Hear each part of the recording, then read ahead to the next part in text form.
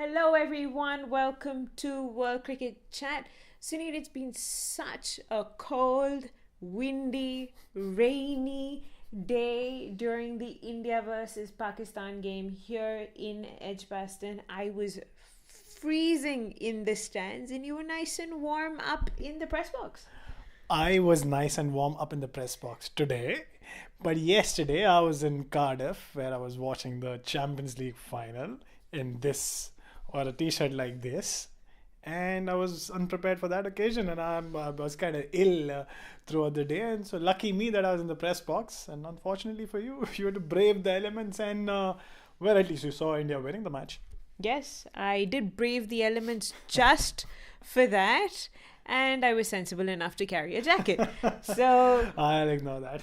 you should, because we've more important things to talk about, like India's victory. It was so comprehensive, so clinical. Really, they were just completely into winning this game, and they did it hands down. Like there was no competition. They did. India had gone into the game as favourites, and despite all the talk about the coach and captain rift, we always knew that India had a much better team on paper and otherwise as well.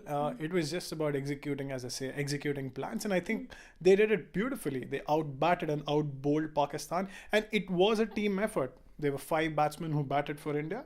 There were three down at the end of those 48 overs. The bowlers did their job. The five batsmen who batted did their job. And that team effort, that combined effort to get to that victory, to get those 2 points. And as you said, a comprehensive 125-run victory, which was Pakistan's worst loss in Champions Trophy. I think it was India's best win in Champions Trophy as well. So in terms of runs. And so well, they would take a lot of good things away from this game, apart from obviously their fielding, which was not, which did not live up to the expectations. That's exactly what I was going to touch upon. They even just managed to outdo Pakistan in the fielding with, I guess, one less drop than Pakistan or something thereabouts. The fielding in general was bad.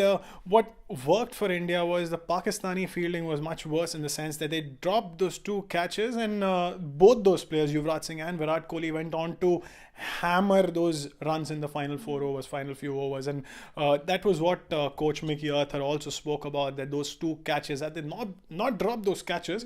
Who knows? India might have well been restricted to 270 or something, and might just have become easier. Having said that, this is what my reading of the situation was. Pakistan's batting might not even have been able to chase that. You obviously have a different kind of pressure when you're chasing a score of 300 and when they scored 320 in say 48 overs, and then the target gets reduced accordingly.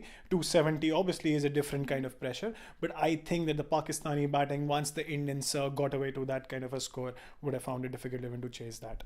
But then, at least with Pakistan, I think they gave a lot more respect to India's fielding. They weren't taking those second runs, and I think that was also the difference. India took those chances while they were running, and that continues to build pressure. It could be because there was a lot of pressure in terms of playing the big shots, in terms of the run rate being when the final rain, at the end of the final rain interruption, and there were a lot of rain interruptions there, three rain interruptions plus a fourth one which was kind of merged in one of them. So at the end of that final rain interruption, they needed to score at more than seven and a half and over.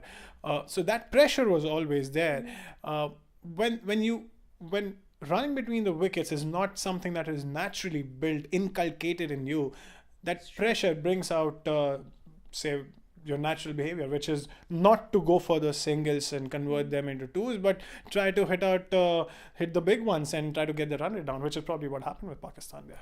Possibly, and that Jadeja ran out, which got the crowd going, and they started singing songs too. I hear those. I hear those songs that you've been singing. Stuck in my head. You've been singing all those So- songs and getting them stuck in my head since the last cab drive. But talking about the Jadeja run out and talking about what Kohli said about India's fielding, he made a particular mention of that run out, saying that he gives India's fielding 6 on 10, and all 6 points were because of that Jadeja run out. The rest of the fielding was awful, and Kohli made no bones about the fact that if they have to do well in this tournament, they have to field much better than this, because a team like South Africa, Australia or England will not let India escape with that kind of fielding. So, speaking of matches ahead, what weaknesses or what areas do you think India could improve from this one? Well, fielding was one. Rohit Sharma was obviously coming from his injury, and he was playing his first international. And Virat Kohli said that despite him playing a little slowly, it was understandable why he was doing that, because he was coming out of an injury, and India needed that kind of a foundation.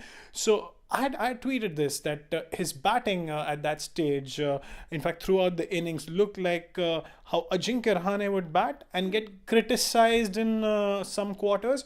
But Rohit Sharma always has that extra gear when he gets going. We've seen that he has scored a couple of double centuries in ODI cricket, and he can easily do that. He could have done that even today had it not been for that unfortunate run out where the bat bounced in the crease. And that also, there was an interesting one in the press conference where there's a pointed question asked, or indirect question asked of Virat Kohli, whether what did he make of that run out, and whether he was at fault. And Kohli laughed it off, saying that, hey, listen, Rohit Sharma had made it to the crease, it was just that his bat bounced off, so it was not my fault, is what Kohli said. But yeah, I mean, jokes aside, I think Rohit Sharma would get that acceleration as the games go on. I think apart from that, the fielding is the one area that they would want to improve upon. Other than that, they outbowled the Pakistani side, which was actually a very depressingly one-sided contest, Shruti. It was, and whatever 30-40% of Pakistan fans that were in the ground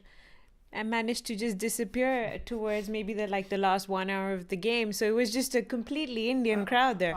I would want to talk to a lot of these Pakistani fans as to what expectations do they have from their team. Do they think that this team can represent them in ODI tournaments?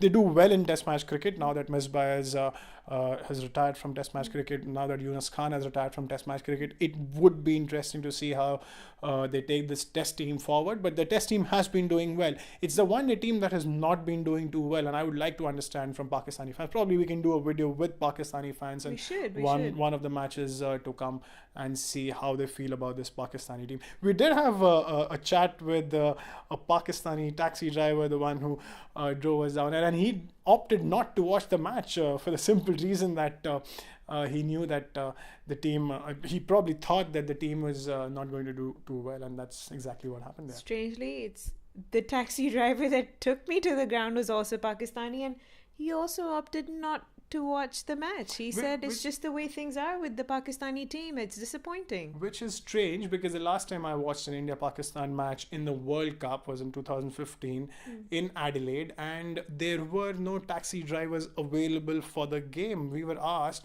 that why is it that there's no one there, and we thought we actually told the Australian security guy that it's probably because Indians and Pakistanis are playing each other and they are all on a holiday.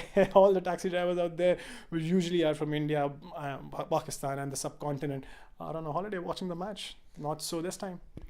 Not so this time. And now we move ahead and we'll see what comes up next for India and for Pakistan, and in fact for all the rest of the teams in the tournament. The tournament's just begun, so we'll be back for more videos and more travels that we're going to continue doing. Right? Yep, we will be. All teams have played one match each, so the next round of matches would be interesting. We have three teams which have obviously gone to the top of the table with 2 points each. There have been one abandoned match, and we'll see how the rest of the tournament goes with some more important matches coming up, Shruti. Right. So we'll see you soon. Bye-bye. Bye-bye.